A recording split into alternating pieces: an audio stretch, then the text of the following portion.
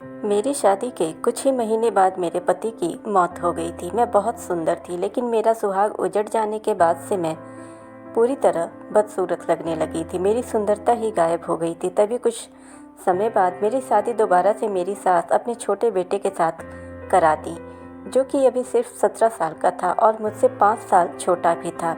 यह सब कुछ देखकर मुझे बहुत तकलीफ़ होती थी, क्योंकि मैं अपने देवर को एक भाई की तरह मानती थी, लेकिन अब वह मेरा पति बन बैठा था।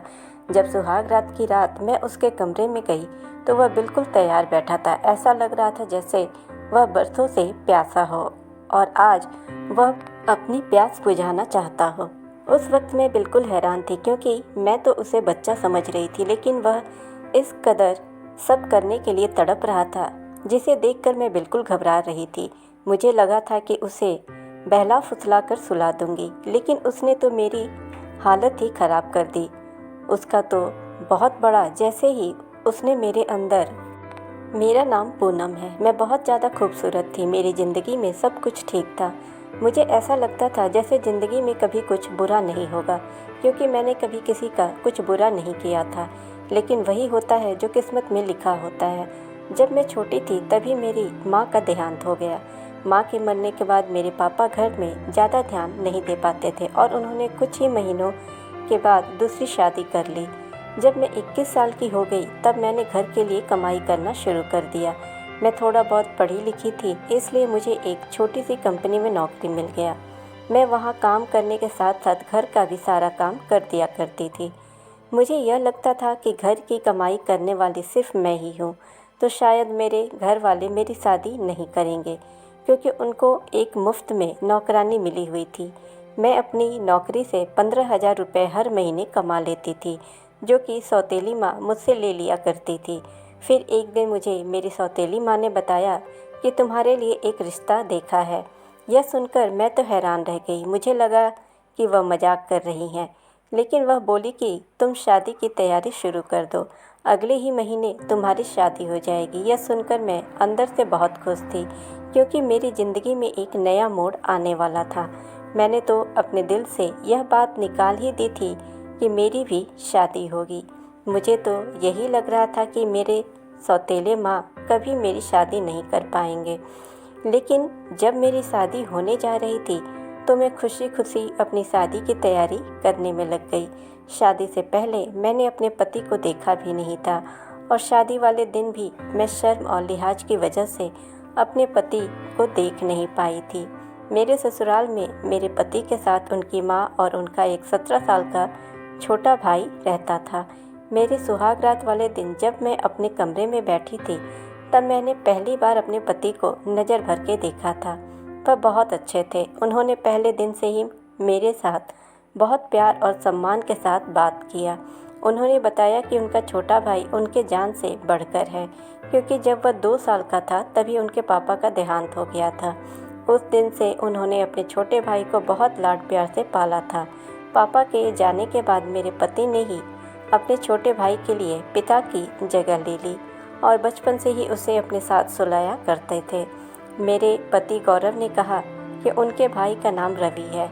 वह बोले कि तुम हमेशा उसका ख्याल रखना। मैंने कहा कि आप बिल्कुल भी चिंता ना करें, वह मेरे लिए भी छोटे भाई की तरह ही है।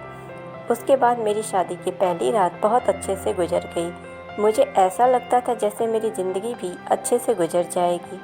सुबह कमरे में मेरी सास आई और उन्होंने मेरी पहली रात को लेकर मुझसे कुछ अजीब से सवाल किए, जिसे सुनकर मैं शर्म से पानी पानी हुई जा रही थी। मैं सोचने लगी कि औरतें इस तरह की हरकतें क्यों करती हैं। उसके बाद मैं अपने देवर के पास थोड़ी देर के लिए बैठ गई। थोड़ी ही देर बाद मेरी सास कमरे में आई और बोली कि अच्छे से तैयार हो जाओ, क्योंकि मुंह दिखाई की रस्म शुरू हो जाएगी। हमारे बहुत सारे रिश्तेदार तुम्हें देखने आएंगे, इसलिए बहुत अच्छे से तैयार होना। वह लोग जो भी पैसे तुम्हें देंगे बाद में वह मुझे दे देना। मैंने कहा ठीक है। मेरी सास परंपरा निभाने वाली औरतों में से थी, लेकिन मेरा देवर भी बहुत अच्छा था। पहले तो वह मेरे साथ हंसी मजाक करता था, फिर उसने मुझसे अजीबोगरीब सवाल करने शुरू कर दिए। वह मुझसे बोला, भाभी आप और भैया इस कमरे में क्या कर रहे थे? मैंने कहा कि हम लोग बातें कर रहे थे। फिर वह बोला कि आप लोग तो जल्दी सो गए थे, आपके कमरे की लाइट बंद थी, मैंने देखा था। उसकी बातें सुनकर मैं हैरान रह गई। मैंने सोचा इसका मतलब यह हमारे कमरे के बाहर ही था। मुझे मनी मन डर लगने लगा कि कहीं इसने हमारी सारी बातें तो नहीं सुन ली। उसकी बात सुनकर मुझे बहुत शर्मिंदगी हो रही थी, लेकिन वह बहुत आराम से मुझसे बातें कर रहा था, जैसे उसे कोई फ़र्क ही नहीं पड़ता हो।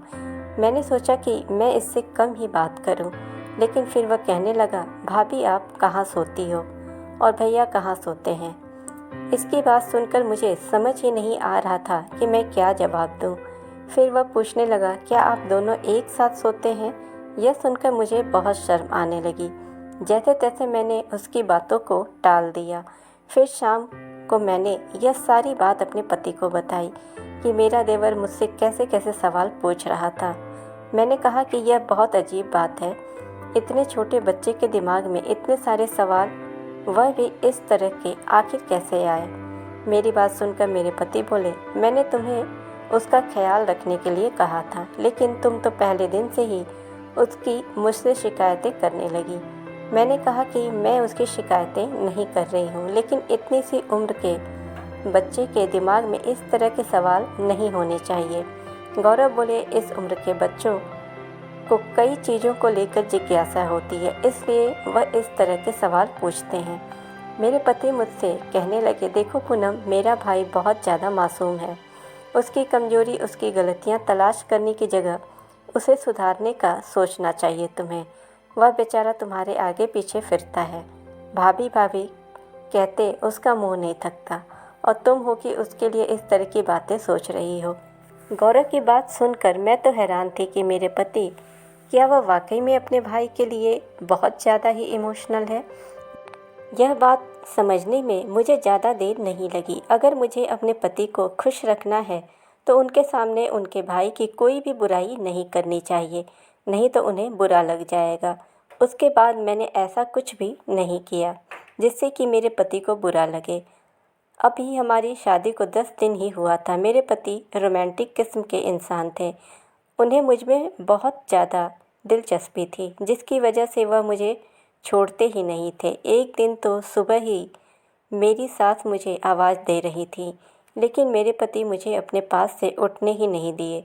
वह कहने लगे कि मुझसे अच्छी अच्छी बातें करो, मेरी आंखों में देखो। क्या तुम्हें कभी रोमांस महसूस नहीं होता, जैसे फिल्मों में हीरो हीरोइन एक दूसरे के साथ बैठकर बातें करते हैं, वैसे ही मेरे पास बैठी रोमांस करो। मैंने कहा कि आपकी माँ मुझे बुला रही हैं, शायद कोई काम होगा, क्योंकि सुबह हुए बहुत वक्त हो चुका है। लेकिन मेरे पति मुझे छोड़ ही नहीं रहे थे, और फिर वही हुआ जिसका मुझे डर था। मुझे मेरी सास डांटने लगी और मुझसे कहने लगी, तुमने तो आते ही मेरे बेटे को अपनी उंगलियों पर नचाना शुरू कर दिया है, तुम्हारे अलावा उसे अब कोई दिखाई ही नहीं देता है। मैंने कहा कि ऐसा कुछ भी नहीं है, अब वह खुद ही मुझे नहीं छोड़ते हैं तो मैं क्या कर सकती हूँ। मेरे पति ने मुझसे कहा था कि मेरी माँ का हमेशा ख्याल रखना, उनको हर हाल में खुश रखना, इसलिए मैं घर के सारे काम अच्छे तरह से करती हूँ। मैं कभी अपनी सास से कुछ नहीं बोलती थी और उनको कोई जवाब भी नहीं देती थी। अगर जवाब देती तो जिस पर वो गुस्सा नहीं होती थी, कभी गुस्सा हो भी सकती थी। मेरे जीवन में सब कुछ सही चल रहा था। मेरी शादी को अभी कुछ ही महीने हुए थे, तभी मुझे एक बुरी खबर मिली कि मेरे पति का एक्सीडेंट हो गया है और उनकी मौके पर ही मौत हो गई है। यह सुनकर हमें बहुत बड़ा सदमा लगा और मैं चीख चीख कर रोने लगी। हम लोग बहुत ज़्यादा परेशान हो गए थे और सोचने लगे कि यह बात झूठी भी हो सकती है, लेकिन जब गौरव की लाश देखा तो मेरे तो होश ही उड़ गए। मेरी सास और देवर, हम सब बुरी तरह से रो रहे थे, लेकिन जब मेरे पति दुनिया से जा चुके थे, यह दुख मेरे लिए किसी क़यामत से कम नहीं था। मेरी हालत रो रो कर बहुत ख़राब हो गई थी। मेरी सास कहने लगी कि तूने मेरे बेटे को खा लिया, तेरे कदम ही मनहूस है, तेरी वजह से इस घर की शांति चली गई, सब कुछ बर्बाद हो गया, सब कुछ खत्म हो गया। ये सब तुम्हारी वजह से हुआ है, क्योंकि तू ही मनहूस है। इस तरह सास के ताने सुनकर लगभग 3 महीने ही गुजरे थे, लेकिन उसके बाद यह वक्त भी खत्म हो गया। तो मैंने सोचा, मेरे लिए अब यहाँ रखा क्या है, मैं अपने मायके चली जाऊँगी। वैसे भी अब मेरी ज़िंदगी में खुश रहने के लिए रह ही क्या गया है।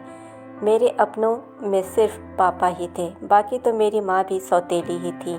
जब मेरी सौतेली माँ मेरे पापा मुझे वापस लेने के लिए आए तो मैं उदास होकर एक ऐसी बात की जिससे सब हैरान रह गए। मेरी सास का कहना था कि मैं इसे वापस नहीं भेज सकती, यह मेरे बेटे की विधवा है। तब मेरे पापा ने कहा कि आपका बेटा तो अब इस दुनिया में नहीं रहा, तो इसका यहाँ पर क्या काम है। लेकिन मेरी सास का कहना था कि इसकी वजह से तो मेरा बेटा मर गया है। अब मेरे घर में कोई कमाने वाला भी नहीं है। अब मेरा एक ही बेटा बचा है जो अभी स्कूल में पढ़ता है, तो फिर यह मेरे बेटे की जगह कमाई करेगी, अब हमारा घर का खर्च चलाएगी। मेरे पापा और मम्मी ने कहा कि आप बहुत गलत कर रही हैं, मेरी बेटी के साथ ऐसा मत करिए। लेकिन मेरे सास ने ठान लिया था। फिर मेरे पापा और सास के बीच काफ़ी बहस हुई, कभी बात इस तरफ जाती तो कभी उस तरफ। फिर मुझसे पूछा गया तो जाहिर सी बात है मैं अपने घर वापस जाना चाहती थी। मेरा भी इस घर में दम घुटता था, पर मेरी सास ने कहा यह यहाँ से नहीं जाएगी। मेरी सास ने अपने कुछ रिश्तेदारों को भी बुला लिया जो बुरी तरह से लड़ाई करने के लिए तैयार बैठे थे। फिर नतीजा यह निकला कि मेरी शादी दोबारा कर दी जाए तो फिर मैं घर में रह सकती हूँ। लेकिन इस घर में एक ही मर्द था और वह मेरा 17 साल का देवर था। उसके साथ मेरी शादी करने की बातें होने लगी। सबने कहा कि वह अभी बहुत छोटा है, तो क्या वह लड़की के साथ रह पाएगा। फिर कुछ लोगों ने कहा कि छोटा है तो क्या हुआ, ये लड़की कौन सी ज़्यादा बड़ी है। इस तरह घर की बहू घर में ही रह जाएगी, उसी घर में फिर से बहू बन जाएगी। मैं ये सब कुछ सुनना नहीं चाहती थी, लेकिन मेरी सास ने मेरे पापा को इस शादी के लिए तैयार कर लिया। मेरी सौतेली माँ ने भी कहा कि अच्छी बात है, अगर हम इसको अपने घर ले जाएंगे तो उससे हमारा क्या फ़ायदा है, क्योंकि दोबारा इसकी शादी करने के लिए कौन रिश्ते की तलाश करेगा। एक विधवा के लिए रिश्ता कैसे मिलेगा। आजकल तो कुंवारी लड़कियों को भी रिश्ते नहीं मिलते हैं, इसलिए इसका यहीं रहने देना सही है। समाज वाले भी बातें करेंगे। एक विधवा अगर फिर से सुहागन बन रही है तो इस रिश्ते को ठुकरा कर हम इसे अपने साथ हमारे घर क्यों ले जाएं। वहाँ भी तो यह विधवा ही कहलाएगी। मेरी सौतेली माँ ने अजीबोगरीब बातें करके मेरे पापा को मना लिया और वह मुझे वहीं छोड़कर चले गए। कुछ दिनों के बाद मेरी शादी मेरे छोटे देवर के साथ करवा दी गई, जिसको मेरा पति अपना बेटा कहता था और जिसको मैं बच्चा ही समझती थी। इतना तो मैं अपने पति की मौत पर भी नहीं रोई थी जितना कि इस बात पर रोई थी। लेकिन किसी ने मेरी बात को नहीं सुना और मेरी सास ने ज़बरदस्ती मेरी शादी मेरे देवर से करवा दी थी। शादी के बाद मैंने ठान लिया था कि मुझे अपने देवर के साथ कमरे में नहीं जाना है, लेकिन मेरी सास मेरे पीछे पड़ गई थी। उसने कहा कि आज तुम्हारी सुहाग रात है, अगर तुम कमरे में नहीं गई तो फिर से कुछ अपशगुन हो जाएगा। और क्या तू मेरे दूसरे बेटे को भी मारना चाहती है। लेकिन फिर भी मैं उस कमरे में नहीं गई।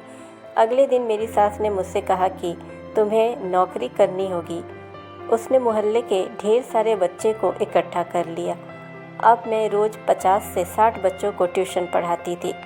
इन सब से मेरा दिमाग बहुत ज़्यादा ख़राब हो जाता था। मैं तो बहुत ज़्यादा थक जाती थी, क्योंकि पढ़ाने के साथ साथ मुझे घर का सारा काम भी करना पड़ता था। 3-4 दिन इसी तरह गुजर गए। मैं अपने देवर के कमरे में जाने से घबराती थी। मुझे लगता था कि वह बच्चा है, मेरा उसके साथ रिश्ता ज़बरदस्ती करवा दिया गया है। फिर मैंने सोचा कि उसके कमरे में जाकर करना ही क्या है, क्योंकि वह अभी बच्चा है। इन सब के बारे में उसको कोई जानकारी नहीं होगा। मेरे सास मेरे पीछे पड़ी है। कुछ दिन तो इस तरह बीत गए, लेकिन एक दिन मैं यह देखकर हैरान रह गई कि मेरा देवर खुद यह कह रहा था कि मेरी पत्नी को मेरे कमरे में भेजो। लेकिन मुझे पता था कि वह बच्चा है, उसे इन सारी बातों का पता नहीं होगा, इसलिए वह कह रहा होगा। उसके लिए यह सब नया था, इसलिए वह खुश हो रहा था। एक तो उसकी शादी हो गई थी, वह भी इतनी जल्दी। लेकिन फिर मैं सोचने लगी कि उसके दिमाग में ऐसी बातें तो मेरी पहली शादी के पहले दिन से ही थी। मैं समझ गई कि उसे इस तरह की चीज़ों का शौक़ है, लेकिन उसे यह नहीं पता था कि पत्नी क्या होती है। मेरी ज़िंदगी बर्बाद हो गई थी। मेरी ज़िंदगी में अब कुछ भी नहीं था। मैंने एक दिन सोच लिया कि मैं इस घर से भाग जाऊंगी। यह कोई इतना ज़्यादा मुश्किल नहीं था, लेकिन मेरे देवर को पता चल गया। उसने कहा कि तुम फिक्र ना करो, मैं आपकी मदद करूँगा, जो भी आप कहेंगी मैं करूँगा, आपको कोई दिक्कत नहीं होगी, मैं आपका ख्याल रखूँगा। यह बातें तो इस तरह कह रहा था जैसे कि मैं सुनना चाहती थी। मैं बुरी तरह रोने लगी। मैं भी घर से भागना चाहती थी। आखिर भाग कर भी कहाँ जाती। एक बार भाग जाती तो मुझ पर ठप्पा लग जाता कि यह घर से भाग गई। मैं एक इज्जतदार बाप की बेटी थी। मैंने सारी ज़िंदगी इज्जत से गुजारी थी। मैं अपने बाप का नाम कैसे बदनाम कर सकती थी। मैं बुरी तरह से रोने लगी और अपने दूसरे पति के साथ वापस आ गई। लेकिन मुझे ऐसे पति की ज़रूरत नहीं थी। ऐसा पति मुझे नहीं चाहिए था। मेरा दिल नहीं कर रहा था उसे पति कहने का। सुबह इस बात की खबर मेरी सास को भी हो गई, लेकिन मेरे देवर ने सब कुछ संभाल लिया, वरना मुझे बहुत डांट पड़ती और मैं ऐसा नहीं चाहती थी। उसके बाद मेरी सास ने शोर करना शुरू कर दिया। उसने कहा, आज तो तुम मेरे बेटे के कमरे में जाओगी। तुमने तमाशा बना रखा है। तुम इसकी पत्नी हो। पति पत्नी एक साथ नहीं रहेंगे तो क्या अलग अलग रहेंगे? यह बात बिल्कुल भी अच्छी नहीं है। उसी रात मेरी सास ने मुझे ज़बरदस्ती फिर से दुल्हन बनाकर कमरे में भेज दिया। एक पल को मैंने सोचा कि मैं अंदर से कमरे को ताला लगा लूँगी, लेकिन मैं ऐसा नहीं कर पाई क्योंकि मेरी सास ने पहले ही दरवाज़ा खोल दिया था। थोड़ी देर बाद मेरा देवर कमरे में आ गया। मैंने सोचा वह तो बच्चा है, उसे डरा धमका कर सुला दूँगी। मैं बेकार ही परेशान हो रही हूँ। इस तरह मेरी सास भी खुश हो जाएंगी और मैं भी खुश रहूँगी। यह बात किसी को क्या पता चलेगा कि कमरे के अंदर क्या हो रहा है। मैं हैरान होने लगी थी। यह ख्याल मुझे पहले क्यों नहीं आया। मेरा देवर जब कमरे में आया तो मुझसे बोला, तुम बहुत प्यारी लग रही हो। मैंने कहा, ठीक है, अब तुम सो जाओ। मैं मेकअप और ज्वेलरी उतारने लगी। फिर उसने कहा कि तुम बहुत अच्छी लग रही हो। मैंने कहा कि मैं अच्छी लगूं या बुरी, इससे तुम्हें कोई मतलब नहीं है। मैंने उसे डांटते हुए कहा, चुप करके सो जाओ। लेकिन मेरा देवर मुझे ऐसी नज़र से देख रहा था जैसे किसी ने भी आज तक मुझे नहीं देखा था। मैंने कहा कि तुम ऐसे क्यों देख रहे हो, चुपचाप से सो जाओ। मैं अभी भी उस पर रौब जमाने की कोशिश कर रही थी, जबकि अंदर से मुझे बहुत डर लग रहा था। थोड़ी देर के बाद उसने मेरा हाथ पकड़ा और मेरे मुंह पर थप्पड़ दे मारा। मैं हैरान रह गई। उसने कहा कि तुम्हें तमीज़ नहीं है, अपने पति से किस तरह बात करते हैं। तुम मुझ पर चिल्ला रही हो, बेवकूफ़ औरत। मैंने कहा कि तुम अभी ज़मीन से निकले नहीं हो और पति बनने के लिए रो रहे हो। तुम मेरे पति नहीं हो, तुम्हारी उम्र ही क्या है। उसने कहा कि तुम मुझे पहले ही दिन से पसंद आ गई थी। तुम्हें पता है, तुम्हें पाने के लिए मैंने क्या क्या नहीं किए। मुझे अपने बाप जैसे भाई को भी मारना पड़ा क्योंकि मैं तुम्हें पाना चाहता था। यह सुनकर मेरी रूह कांप गई। इसका मतलब मेरे पति को मारा गया था। मैंने भाई की गाड़ी के ब्रेक फेल कर दिए थे, जिसकी वजह से उसका एक्सीडेंट हो गया। सब ने यही समझा कि उनके साथ हादसा हुआ है। यह सुनकर मेरे पैरों तले ज़मीन खिसक गई। जिसे मैं बच्चा समझ रही थी, उसने सोच समझकर प्लानिंग करके मेरे पति को मार डाला था और वह खुद मेरा पति बन खड़ा था। यह कोई मासूम बच्चा नहीं था, वह शैतान था जिसने अपने भाई को मार डाला था। इसका बड़ा भाई इससे एक बाप की तरह प्यार करता था। मुझे कुछ समझ नहीं आ रहा था। मैं वहाँ से भाग जाना चाहती थी, चीखना चिल्लाना चाहती थी, लेकिन इससे पहले कि मैं कुछ और करती, उसने मेरा हाथ पकड़कर मुझे अपनी तरफ खींच लिया और बेड पर गिरा दिया। वह मेरे साथ अपनी इच्छा पूरी करने की कोशिश करने लगा, लेकिन अब तो मुझे उसकी शक्ल से भी नफ़रत हो गई थी। मैंने उसे ज़ोरदार धक्का दिया और कमरे के बाहर निकल आई और चीखने चिल्लाने लगी। मैंने सारी हकीकत चिल्ला चिल्लाकर सबको बता दिया, लेकिन किसी ने मेरी बातों पर यकीन नहीं किया। मेरे देवर ने भी सबके सामने मुझे झूठा बना दिया। वह कहने लगा कि मैं उसे अपना पति नहीं मानती हूँ, इसलिए मैं उस पर ऐसे इल्ज़ाम लगा रही हूँ। मेरे पास अब कोई और रास्ता नहीं बचा था, इसलिए मैंने खुदकुशी करने की कोशिश की, लेकिन इन लोगों ने भी मुझे खुदकुशी नहीं करने दी। लेकिन मैंने सोच लिया था कि मैं अपने पति के हत्यारे को हर हाल में सज़ा दिलाकर ही रहूँगी। कुछ ही दिनों बाद मुझे पता चला कि मैं पेट से हूँ।